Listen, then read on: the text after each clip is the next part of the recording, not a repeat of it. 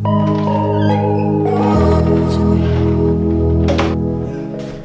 is up, everybody? I want to talk about competition prep. I'm about 2 weeks out, probably like a week and 2 days, 3 days. Kind of just wanted to talk to you guys like what actually goes on, what my peak week plan is, and that's pretty much it. But it is really hot inside this house. It is an old Levittown house. I need to go outside, but before I do, I need two things. I need this, and I want to show you something real quick. I finally finished spackling these corners. I gotta get sanded. We're gonna paint this room, so the next time you see this room, it's going to be a different color and not so ugly. Now, let's go outside. In the dark, weightless, working hard. He wants you to return his love.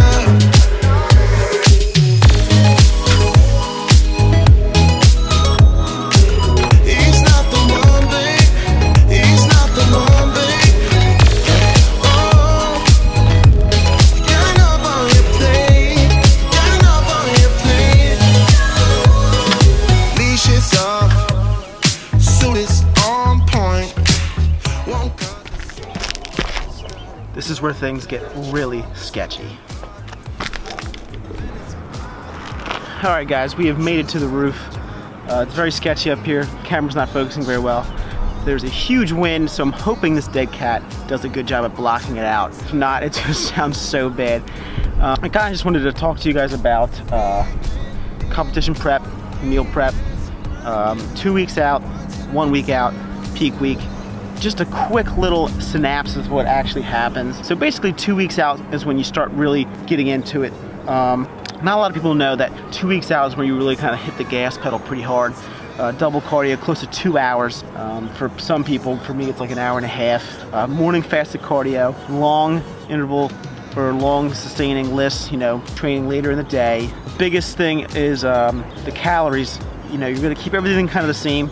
There's not much tweaking you can do. Maybe lower them down a little bit with your fasted cardio, but you're gonna wanna add a little bit more sodium into your diet just for when you kind of taper it back to normal.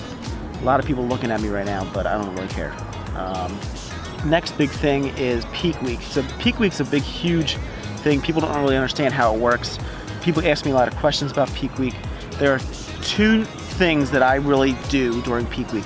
I do water manipulation and I do carb manipulation. So water manipulation is I'm gonna hyperload my water in the beginning of the week, bring it up to 2 gallons, 2.5 gallons, Monday through Wednesday, and then Thursday bring it back to my normal intake, Friday a little bit lighter, and then midway through Friday cut water completely and just sip until the next day through competition. So I'm never really entirely thirsty, but I'm never like dehydrated completely. You know, there's still water being flushed out. Now, with the increase of sodium the week before, as I'm putting the carbs back in on Thursday and Friday, which is, all right, I totally skipped that part. Monday, Tuesday, Wednesday are my carb depleted days. Now basically, I lower my carbs under 50 to 100 actually, and I'll just do full body workouts, trying to squeeze any bit of glycogen out of the muscle until there's nothing left in it. And then Thursday, halfway through the day, I'll start putting that back in. Friday, the whole day is just spent on relaxing, putting more back into the muscle, all while you kind of decrease your sodium back to your normal levels, just so you're kind of flushing the water out. Finally, Saturday comes, wake up, see how your body looks after the Friday carb up, and then assess what needs to be done. You're gonna eat your meals, you're gonna add the sodium back into your meals more, sip on water if you have to. There's no completely draining of water, and that's pretty much it. You're gonna hope that your skin is just tight and you're ready to go. There are a few things that people don't understand. It's said in a lot of videos. I'm gonna say it like because everyone else says it. If you're not ready, you're not ready. If you don't have low enough body fat, nothing is going to save you. No amount of cardio the last day, no amount of water depletion, no amount of carb, you know, carb depletion. I mean, you can look tighter with less water in you by just lowering your carbs and going in flat, but then you're gonna look flat. You're gonna look smooth if you take too much carbs. There's a lot of possibilities of things going wrong. You kind of just need to wing it and trial and error. I have 2 shows right next to each other, so I'm gonna be trying some different things with my sodium this time, but not too much. I don't wanna I can look pretty lean the way I am now without manipulating too much, so I'm not gonna change too much, and that's what people don't understand. You don't have to change that much that last final week.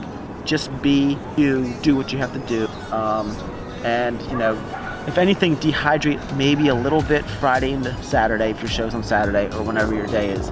And that'll leave you a little bit tighter. But the thing you don't want to do is go completely dehydrated, take away all sodium, because now you're left with nothing in your muscles, you can't get a pump, it sucks. So I've been there, I've done that, don't do that.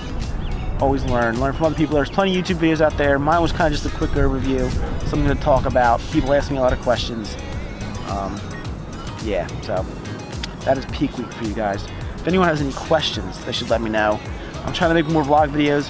It is getting very difficult since the weather is, well, it's getting difficult because the weather's getting nice and I can't really enjoy it. I can't do anything. I go to work, come home, gym for hours, gym before work, gym after work, cook meals, eat meals, go to bed, because I wake up so early, I gotta go to bed early. But that'll be clearing up very, very soon. I have 2 weeks, well, less than 2 weeks for this first show. Next week's my peak week, and then I'll have a week off, and then another peak week, and then my final show. So then it's Disney. Lots of footage coming from Disney. So as always, guys, thank you for watching. I hope you liked this video. A little different scenery. Like, comment, subscribe. You can use all of it.